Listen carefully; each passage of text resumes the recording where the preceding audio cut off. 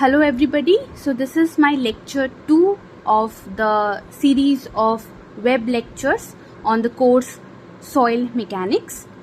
This is a part 1 of the lecture that will give us an idea about the basic definitions and relationships that we will require throughout this course of mechanics.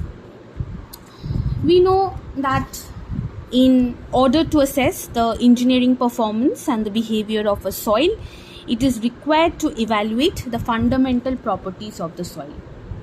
So in this course, in this lecture of the course, we will talk about all the fundamental properties and go through the various definitions of them. We will also determine various mathematical relationships between two or more such properties, so that if some of the properties are already known, that is some which may be directly determined from the laboratory or field tests, the properties can simply be determined in reference to the other already determined properties. Alright, so let us go through this lecture.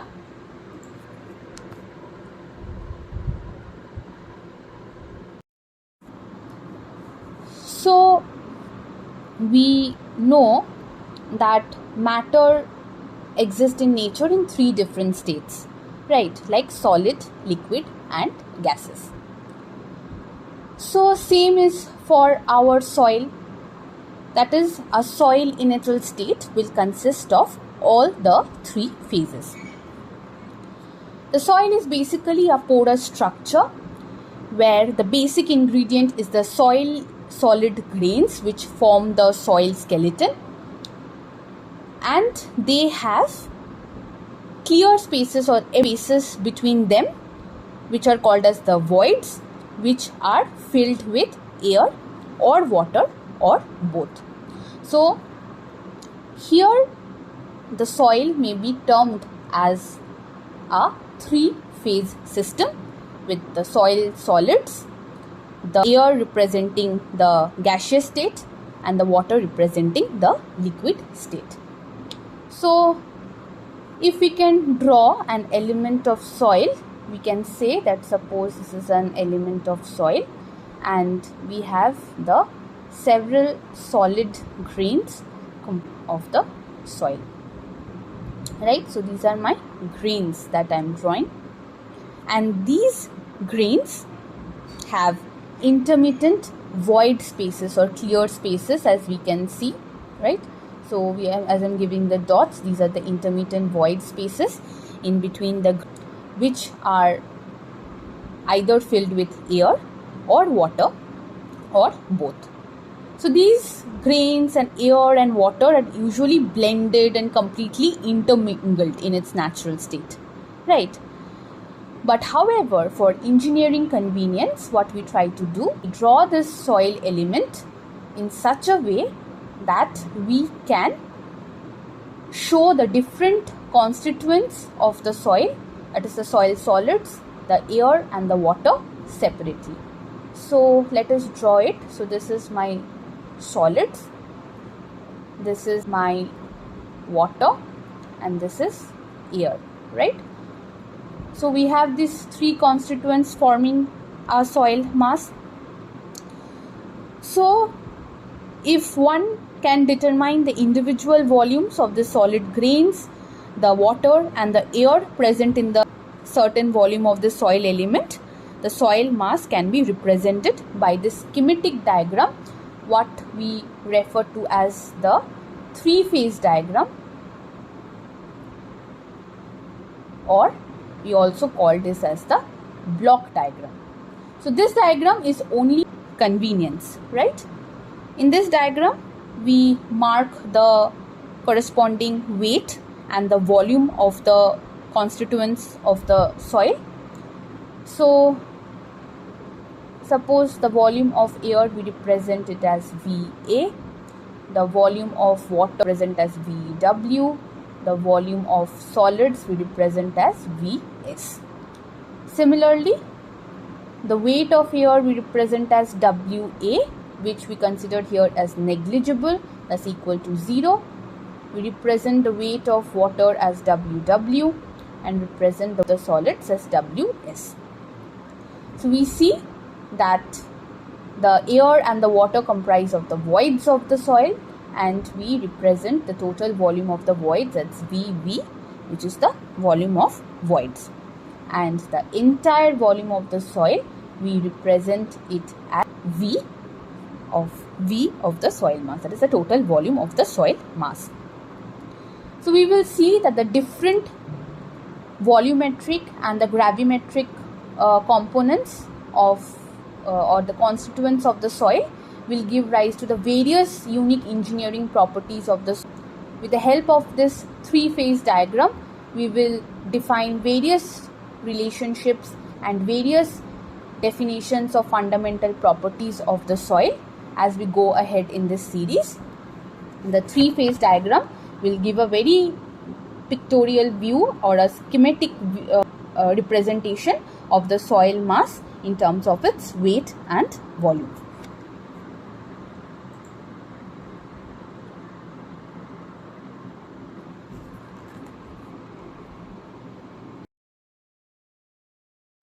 So now let us go through the various definitions that we will require as we go ahead in this lecture series of soil mechanics. And these definitions are all about various physical properties of the soil that govern the engineering behavior or the engineering performance of the soil, right? So the very first one we can see is what is void ratio. So the void ratio, we represent it as E, is defined as the ratio of the volume of voids to the volume of solids of the soil. So as we have already seen these notations drawing the three-phase diagram of the soil. That is, our volume of voids is represented as VV and VS is the volume of solids. So this void ratio is basically a dimensionless parameter, right? Its value can be greater than or less than 1. Next, porosity.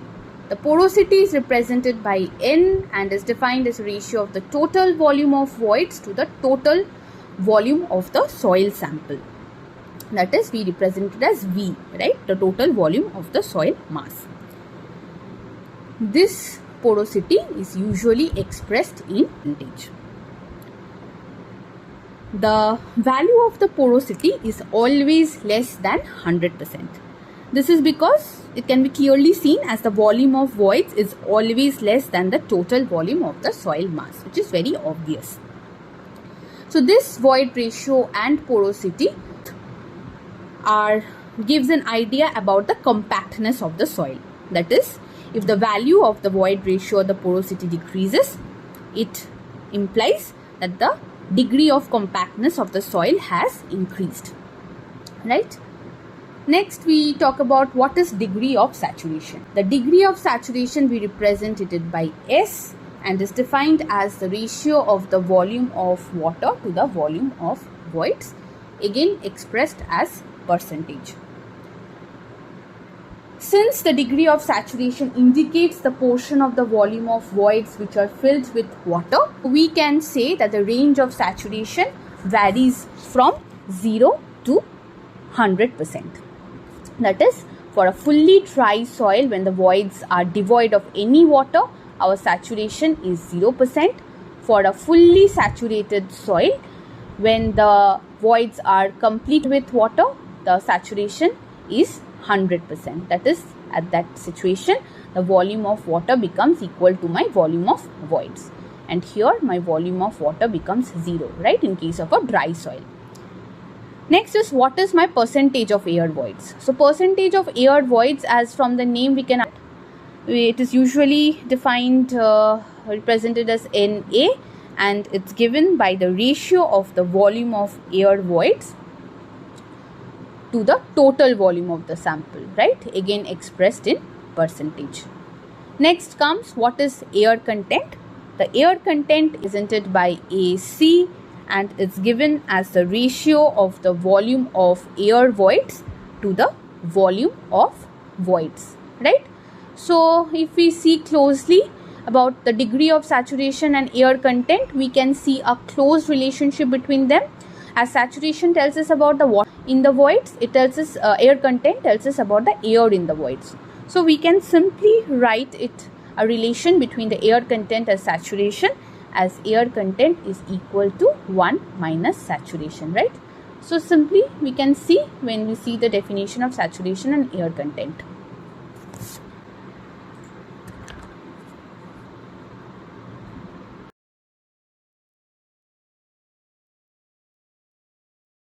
So now we go through other definitions, like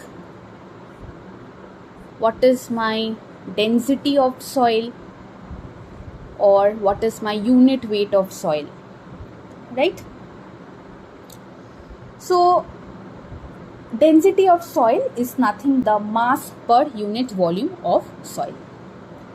When we are referring in terms of weight, that is weight per unit volume, we simply refer to as the unit weight of the soil, right? So this density of the soil or this unit weight of the soil is all expressed with regard to the state of the soil, and accordingly the different terms have come, that is the bulk density, the dry density, the density of solids, the saturated density, the submerged density, and similarly the bulk unit weight, the dry unit weight, the unit weight of the solid, saturated and submerged unit weight. So what is our bulk unit weight or what is our bulk density? So bulk density is usually represented by rho. It is the total mass of the soil with respect to the, right? So it's total mass by volume. When we are referring in terms of weight, it is the bulk unit weight. We represent it by gamma. It's equal to the weight per unit volume of the soil, right?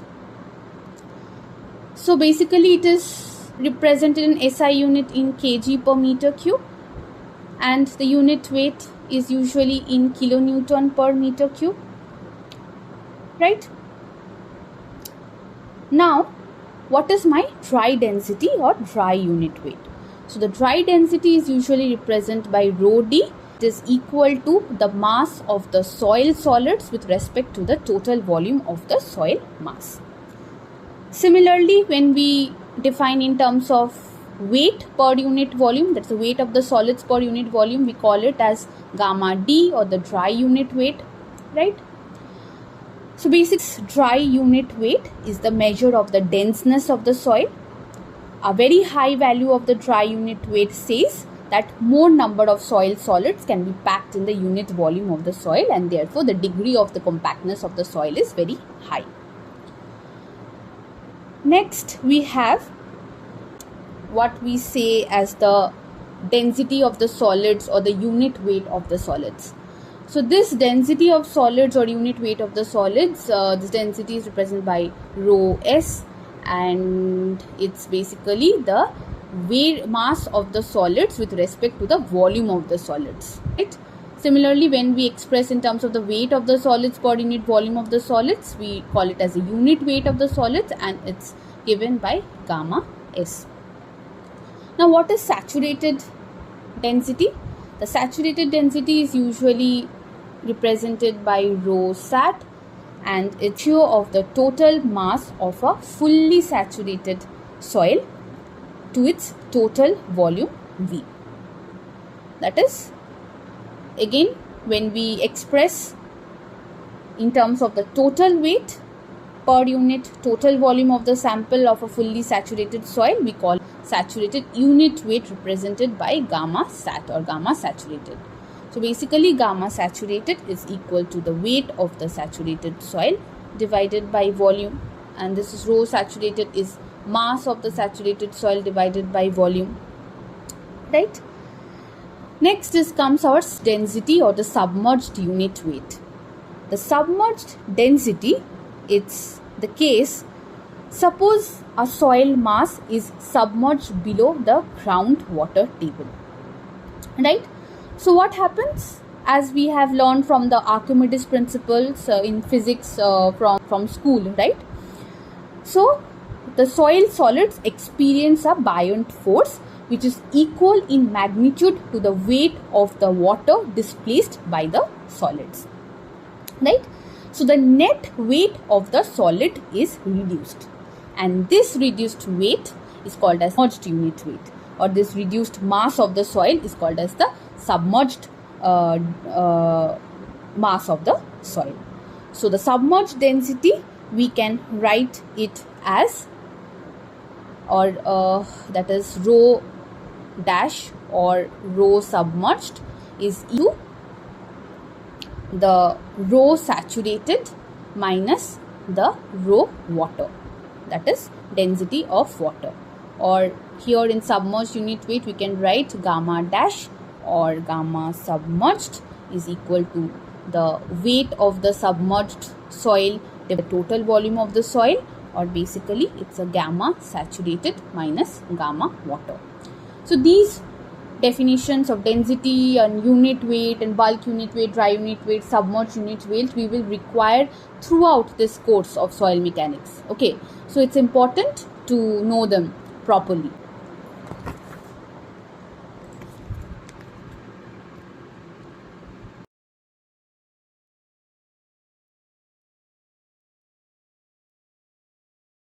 So there goes another fundamental physical property of the soil, the specific gravity. The specific gravity of the soil is represented by Gs and is defined as the ratio of the weight of a given volume of soil solids to the weight of equivalent volume of water at a standard temperature of 4 degrees centigrade. So it is represented by G. It's given by the weight of the solids to the volume of a given volume of solids to the weight of an equivalent volume of. So what we can do, we can also simply write this as we see in the previous slide. The weight of the solids, the volume of solids is also called as the unit weight of the solids. So we can also say that specific gravity is the ratio of the unit weight of the solids to the unit of water. At 4 degrees centigrade, the unit weight of water is 9.81 kilonewton per meter cube. We can also express gravity in terms of density, where it can be simply written as density of solidity of water. Therefore, density of water at 4 degrees centigrade is 1 gram per cc. Right? Usually, soils have a specific gravity in the range of 2.65 to 2.68. Lower values are usually the cases for coarse grained soil. However, if there is a presence of organic matter in the soil, the G value can be as low as 2 or below. We also define another aspect to specific gravity that we called as the apparent or mass specific gravity. So this apparent or mass specific gravity, it is given by Gm. It is the ratio of the total unit weight of the soil sample to that of the unit weight of water. So in the specific gravity of solids, we were taking only the unit weight of the solids to that of water, but here we are concerning about the total weight of a given mass of to the weight of an equivalent volume of water, that is the bulk unit weight of the soil to the unit weight of the water ratio. However, throughout the course, whenever we talk about specific gravity, it should be noted that we talk about the specific gravity of the solids, that is the Gs. The value of the specific gravity is very important, as it will be also required in the determination of the unit weight of the solids, the unit weight of the soil, the void ratio, the degree of saturation, the water content of the sample. So this specific gravity, the soil, is important. Next comes, what is the density index of the soil? The density index of the soil is also called as the relative density or the degree of density, and it's usually referred to as the IDRD. So this relative density gives an idea about the degree of compaction of soil.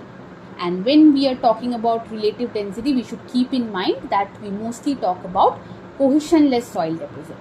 As for fine soils or cohesive, there are lots of uncertainty in determination of the void ratio in the loose state of the soil in cohesive case.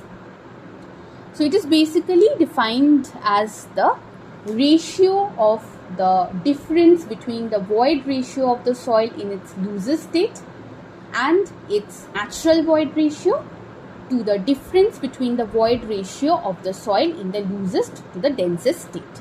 So if you write the formula, it will be more clear. So it's basically equal to E max minus E divided by E max minus E minimum. So E max is the void in the loosest state and E minimum is the void ratio of the soil in the densest state, where E is the natural void ratio of the soil deposit. So we can say that when the natural state of the cohesionless soil is in its loosest state, that is when E is equal to E max, the relative density of the sample is equal to 0. Now when the natural deposit is in the densest state, that is the E is equal to E minimum. In that case, we say the relative density is equal to 1 or 100%. Any interstate, the density index or the degree of density will vary between 0 to 1. So usually we define relative density in terms of percentage, such as if the density index is between 0 to 15%, we say it's a very loose of soil. If it is 15 to 35%, it's loose soil. When it is 35 to 65, it's a medium soil. When it's 65 to 85%, we call it as a dense. And when it's about 85 to 100%, we say it's a very dense soil. So this will help us in classifying the soil in terms of the density index or in terms of the degree of compaction of soil, varying from the description of very loose to very dense, varying in the range of 0 to 100%. Right?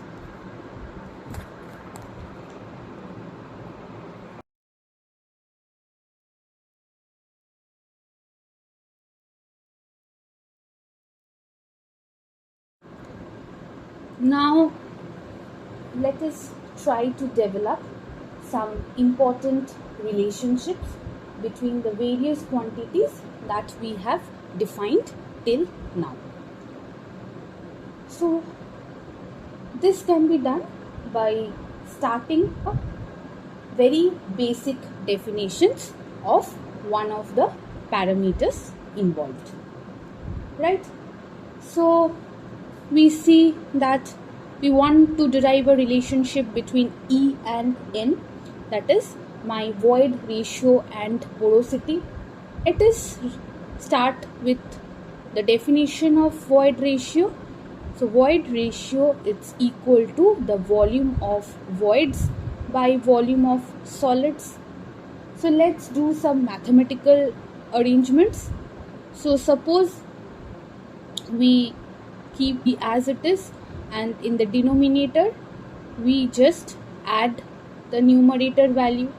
Similarly, in the right hand side we keep the numerator same and we add the denominator with the numerator value, right? So we can write E1 plus E, it's equal to volume of voids by total volume, that is my volume of the solids plus my volume of the voids give rise to the total volume of the soil, right? So as we can recall, my porosity, it's equal to ratio of the volume of voids to the total volume. Therefore we can write E1 plus E, it's equal to the porosity defined by N of the sample, right?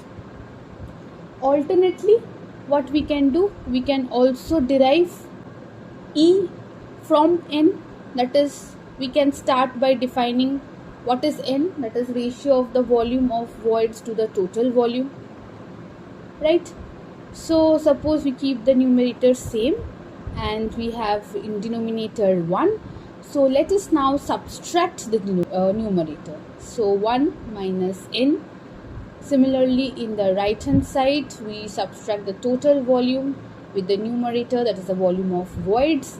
Therefore, we get N 1 minus N, it's equal to volume of voids by volume of solids, right? As we can see, my volume of voids to the volume of solids is basically my void ratio. So we can write N 1 minus N, it's equal to E, right?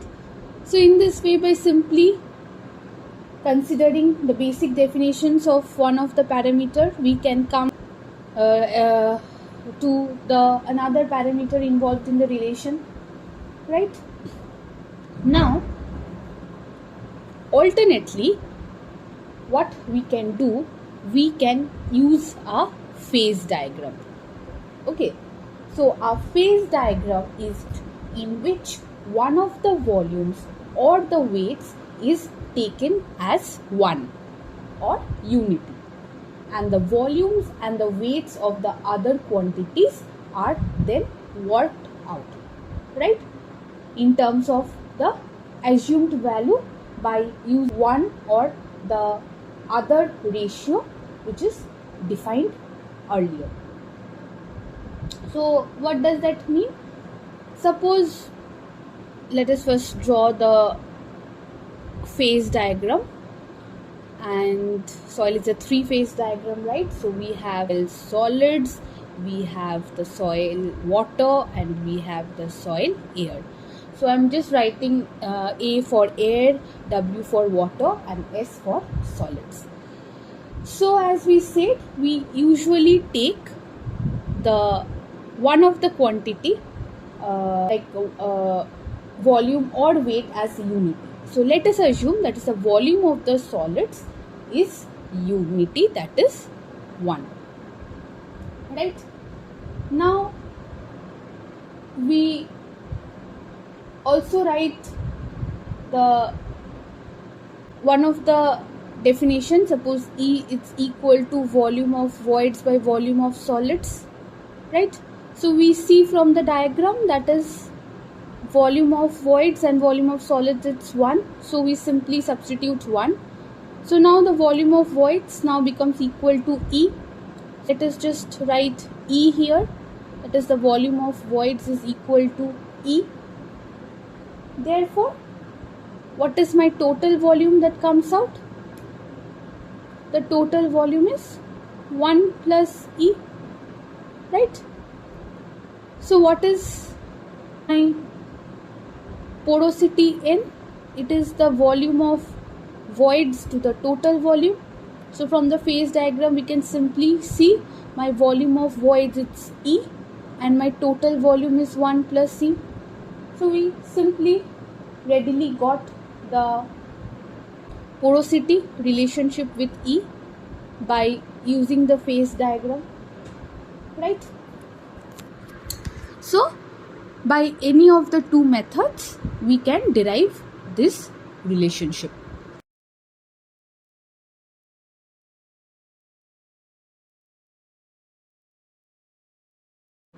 Now we try to establish another relationship, that is the relation between E, that is void ratio, G, that is specific gravity, W, the water content, and S is the degree of saturation. So before we try to establish this, I think I need to say this now, that one parameter, that is one property, that is the W, which stands for the water content, I probably haven't defined it earlier. So let me do it now. Okay. So what is my water content? The water content of the sample is, or water content of the soil, also called as the moisture content, is defined as the ratio of the weight of water represented by WW to the weight of the solids, that is given by S, in a given mass of soil. the water content of the soil is expressed in percentage, right? Usually in fine grained soil, the moisture content or the water content is higher compared to the coarse grained soil. Water content is written as greater than equal to 0, as there is no upper limit to the water content. Now quickly we try to establish the relationship, and we do so by writing the definition of the void ratio E, which is equal to the volume of voids by the volume of solids. We do some mathematical arrangements, like we just take VW in the denominator, that is, we include the volume of water, and similarly therefore we have to adjust that in the numerator. Okay, so we try to write it as recalling the definition of unit weight of water, it's weight of water by volume of water, right? And also we say the unit weight of the solids, it's weight of solids by volume of, right? So we just simply replace the volume of the solids here and the volume of water with it, right? So my void ratio now becomes the volume of voids by volume of water into the volume of is now weight of water by gamma W. So we are just simply using this, and my volume of solids is now the weight of the solids divided by the gamma S, or unit weight of the solids, right? So we can also recall the definition of the specific gravity, or G, which is equal to gamma S by gamma W. So we just simply write here VV by VW into weight of water by weight of solids into G, right? Now what is, we also require water content in the relationship. So water content, we can recall the definition is equal weight of water by weight of solids, right? We also recall the definition of degree of saturation, which is the total volume of water to that of the volume of the voids. So in the left hand side we have E, and we keep it as it is. We try to view this and compare with this term. So basically it's 1 by S, right? Now we compare this term and this term, right? So it's basically into W, and we keep the G's. Therefore we establish the relationship ES is equal to omega G, right? So we can just recalling the definition of each of the parameters involved, and starting with the definition of one of the parameters, we eventually give rise to a relationship of the 4 parameters that we have, or 4 properties that we wanted to include, right? So similarly, like the way we have established a relationship between E and N, that is void ratio and porosity, in the previous slide, also with the help of a diagram, right? So the viewers can also try to establish the same with E, G, W and S using a phase diagram. Okay.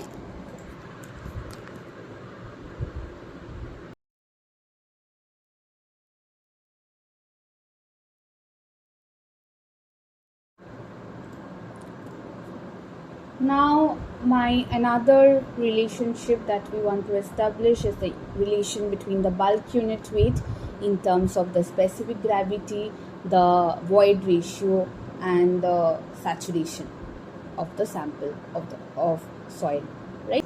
So let us start by writing the unit weight or the bulk unit weight of the sample is weight of the soil divided by its total volume, right? The weight can be further expanded in terms of the weight of the solids plus the weight of the water, right? The weight of the air in the voids is negligible and divided by the total volume of the sample. Now what we do, we try to take my weight of the solids as common. So weight of the solids is 1 plus weight of water by weight of solids, and we keep the volume in the denominator as it is. Now let us try to expand my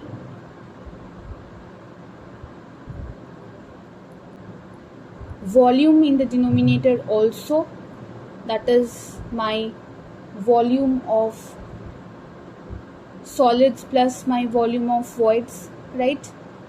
So keeping the numerator as it is,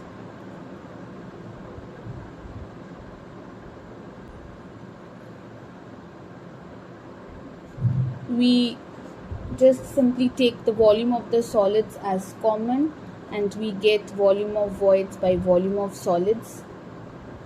Now we know, if we see this term, we can recall what is my definition of water content. If we see this term, we can recall my definition of void ratio, right?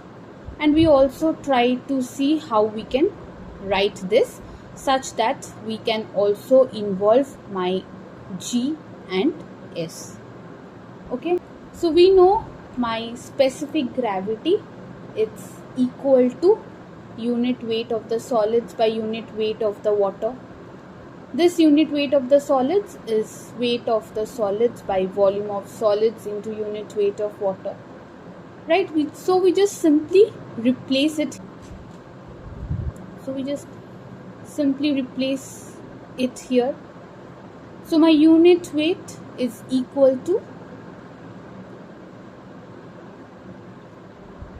G gamma W 1 plus water content divided by 1 plus E, right? Now just in the previous slide we re-established the relation Wg is equal to Sc, right? So here as we further expand it, we can gamma it's equal to G plus Wg 1 plus E unit weight of water, or we can write gamma it's equal to G plus Sc 1 plus E unit weight of water, right? So this is the that we wanted to establish as we have begin with my definition of bulk unit weight, right? Now from this bulk unit weight we can further establish relationship between what we say as the gamma saturated, that is my bulk unit weight is called as the gamma saturated when the soil is in fully saturated condition, that is my S value simply becomes equal to 1 or 100%. So similarly we from suppose equation 1 we can write gamma is equal to gamma saturated when S is equal to 1, so it reduces to G plus C 1 plus E unit weight of water. Again suppose we want to find out what is my dry weight of the sample, that is when my soil is in fully dry condition. So same from equation 1 we can write my gamma becomes equal to gamma D when my saturation is 0, right? So it simply becomes G unit weight 1 plus E. Again suppose we find out my submerged unit weight of the sample. So what is my submerged unit weight? So submerged unit weight, suppose we represent by gamma dash or gamma submerged, is simply gamma saturated minus gamma W. So Suppose this is 2 and 3. So we simply write 2, that is G plus E 1 plus E gamma W minus gamma W. So we reduces to, after simplification, is G minus 1 plus C gamma W, right? So these are the various relationship which we see can obtain from one relationship, that is the relation between gamma, bulk unit weight, G, E, S, right? That is saturation, void ratio, specific gravity, and simply find the other unit weights with respect to this equation. Now suppose we erase this, as we want to go at establishing another relation, that is the relationship between gamma D, that is the dry unit weight, gamma, that is the unit weight of the bulk unit weight, and W is the water content of the sample, right? So let us start by finding the relation, that is what is my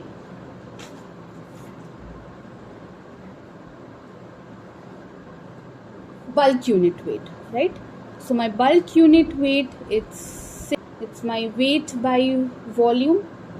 We simply write, expand the weight in terms of weight of the solids plus weight of the water, keep the volume as it is. Let us take weight of the solids common, so we get 1 plus weight of water by weight of solids by the total volume. Now unit weight is weight of solids by volume, it's my gamma D, right? So this is my gamma D, as we can recall the definition, and into 1 plus weight of water by weight of the solids, we can recall the definition of water content.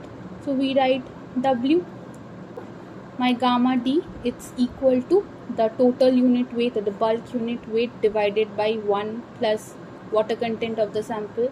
So this is another useful relationship that we will require as we go through the course of the soil mechanics, and will be helpful in solving different problems.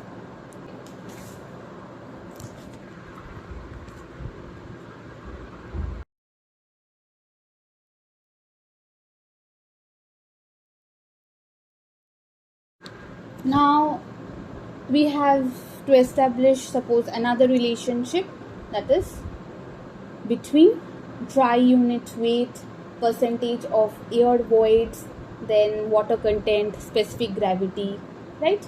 So let us start by considering, that is my volume of the soil sample, it's equal to volume of solids plus volume of water plus volume of air. Let us just divide both hand of the equation with V. So my left becomes 1 and my right hand side becomes Vs plus V, Vw by V plus Va by V.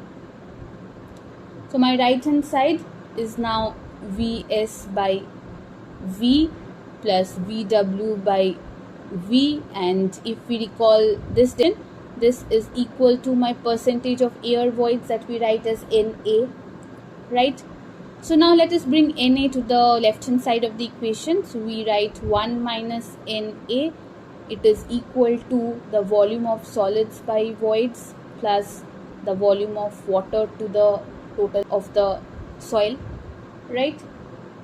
Now let us recall the definition of G, which is equal to unit weight of solids by unit weight of water, or we can write it's equal to the weight of the solids by volume of the solids into unit weight of water. Simply use that in this relationship. So we substitute Vs. So my Vs now is equal to Ws by G gamma W, right? So we just write it Ws by G gamma Wv plus my volume of water, as we can write it as suppose unit weight of water, it's equal to weight of water by volume of water, right? So my volume of water is weight of water divided by gamma water into V. Therefore my 1 minus Na is equal to, we see my weight of the solids to the volume of my sample is the dry unit weight of the sample, right? So we just simply write gamma D and divided by G gamma W, plus we have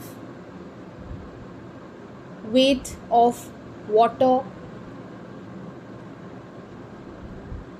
Here we can write, suppose we want to bring the water content in the relation, right?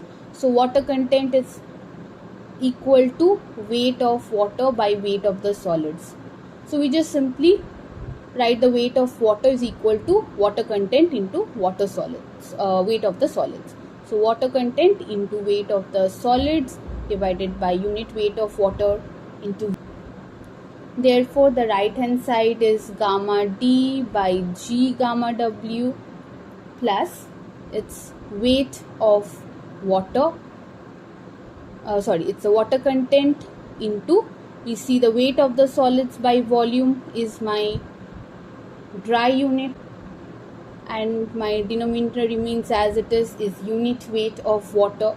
So we can take this gamma D by gamma W as common, and it reduces to 1 by G plus water content of the sample. So similarly, if do some mathematical arrangements, we can get what is gamma D. It is equal to 1 minus Na G gamma W 1 plus Wg, right? So this is the relationship that we wanted to express as we have started with. This equation we will see will be very useful when we study the chapter compaction of soil as we go ahead in this course. Okay, so whatever equations that we have published so far is very useful, and the usefulness will be more and more clear as we study through the different chapters. And suppose any one of the parameter is known, with the help of that parameter the other parameters can easily be obtained through this function relationships. So thank you for today. We will meet in the part 2 of this lecture, when we will try to solve certain example problems which will make the usefulness of the functional relationship more and more clear. So thank you.